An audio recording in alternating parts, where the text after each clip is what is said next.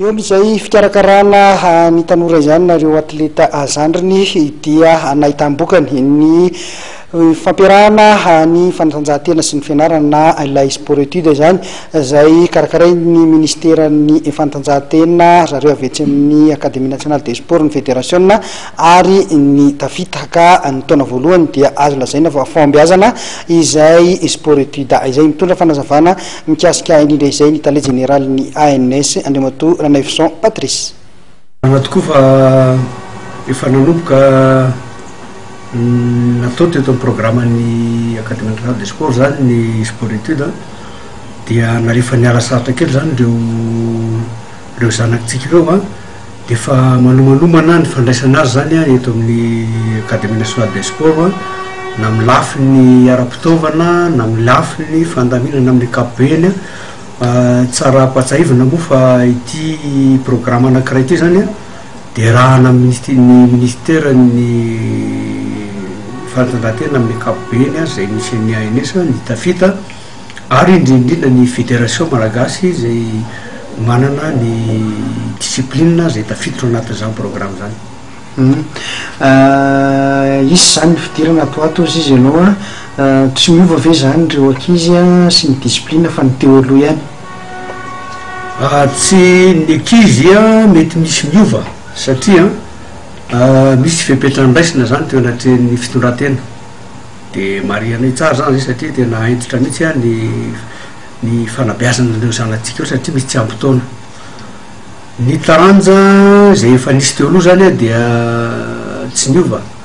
ny zanakitsika zany mety misy iova ny fananomy dia verina any fa ny zavatra anankiray mahafaly dia eo anatrehany fahombiazany ty sport étude ty zany dia nisy ny afatra avy any amin'ny tompona andraikitra ambony hoe tokony mba ho ampiana ny taranja zay hita fa tena mba maneo dizy teo vokatra tsara sy fahavitriana dia anisan'izay zany ny taranja kickboxing dia ny taranja pétanque ary ny taranja ny boxe savate. Raha tamin'ny taona voalohany iny maromaro ireo ankizitsika zay nianatra sy nanao fanatanjahantena niatrika faninanana iraisam-pirenena niatrika faninanana koa ihany koa teto toerana nanahoana ny vokany raha ho anareo mpitantana? Ho amin'ny mpitantana amin'ny ankapobeny aloha dia mahafaly ary anisan'ny voapirofo zany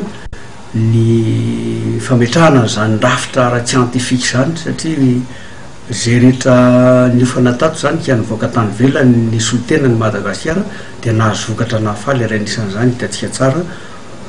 ianao malala fa nisy nahazo ny médaille volamena, nisy nahazo ny médaille laharana faharoa sy fahatelo ary na ny ankapobeny aza dia hita hoe niova tanteraka ny fihetsika sy ny fahatokisany zanakitsika manoloana n'ilay fanaraha-maso akaika na amin'ny lafiny ara-tsakafo zany na fianarana na toromarika zay men'ny teknisianina maro isan-karazany